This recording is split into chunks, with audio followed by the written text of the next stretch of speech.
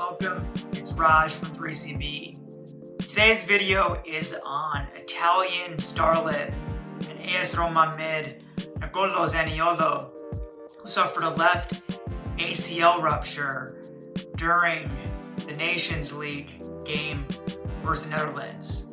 This is his second ACL rupture, the first coming in January to his right knee, and this one on his left knee. This is a tough video for me to make because I work closely with and take a lot of joy in working with youth athletes, and you see how much work that they put in. So seeing him come back and get injured is just difficult. But anyways, moving on, the first question becomes, why may have this happen? So we'll never know, but there are some likely possibilities. The first is the fact that research shows that ACL re-injury for high-level athletes, specifically for younger athletes, isn't all that uncommon. So for athletes in general, after an ACL reconstruction, there's about a 15% chance of subsequent injury, whether to that ACL or the other contralateral ACL. That percentage jumps to about 23% for athletes under the age of 25. In other words, nearly 1 of 4 athletes under the age of 25 who come back from an ACL rupture end up with another ACL rupture. And that number goes even higher when it's for high-level athletes like Zaniolo. Secondly, the research shows that for expedited return-to-play protocols, Nicolo went through a 5.5-month return to play.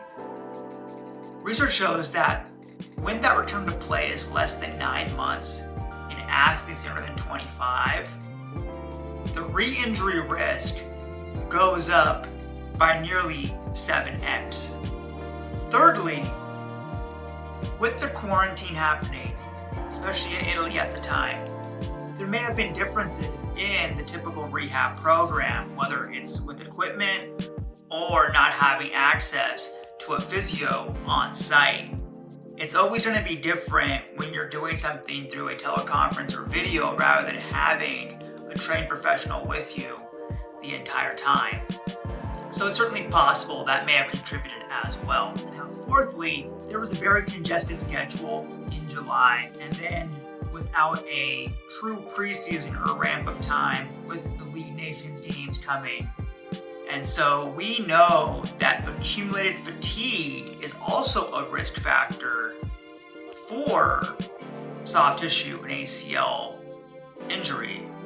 To that point, Nicolo was held out in late July due to muscle fatigue, and they never had that appropriate recovery time heading into that next season, and that's a danger for all players moving forward.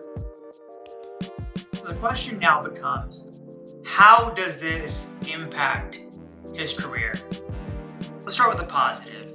He is only 20 years old, so he does certainly have time to potentially regain that fitness and his form, but it's certainly an uphill battle. First and foremost, he has to now deal with another extended rehab after just having gone through one. And this is where the mental side of things, mental resilience, growth mindset, and taking this as a challenge becomes really important. However, even after he does come back, he now still has to deal with those inherent risks after an ACL rupture, and now they're stacked because he has them on both knees. So he has increased injury risk to both knees along his entire kinetic chain, usually due to compensatory issues, possibly ongoing persistent stiffness and swelling in both those knees, and increased risk for wear and tear within the knee joints moving forward, especially to his cartilage. And then those factors are exaggerated even more because, like I touched on earlier, there's a higher risk with those deficits for younger athletes who play at a high level. So that's a long uphill battle to climb. You'll have to be even more committed and disciplined in his physical and mental fitness to mitigate many of those risks. If I could talk to him, I would say this: take your time on this recovery. Of course, you want to get back to the pitch quickly, but this is a critical part of your career that could potentially make or break your career. Getting into this vicious cycle of multiple serious injuries can be hard to get out of, but it's not impossible. Make sure you're truly as close to 100% as you can be, and do not rush back, even let's say with the Euro Cup coming up next summer. To that point, the research shows that it takes truly nearly up to 2 years, as Hector Bellerin from Arsenal, it takes nearly up to 2 years to truly get back side-to-side symmetry, regain pre-injury mechanics, and perhaps the worst aspect is that it takes that long to regain mental confidence and get over the fear of re-injury and fear of movement, aka kinesiophobia. All in all, I'm wishing him the best, and right now is the time where it's really important to really show him that support to get him through this tough juncture.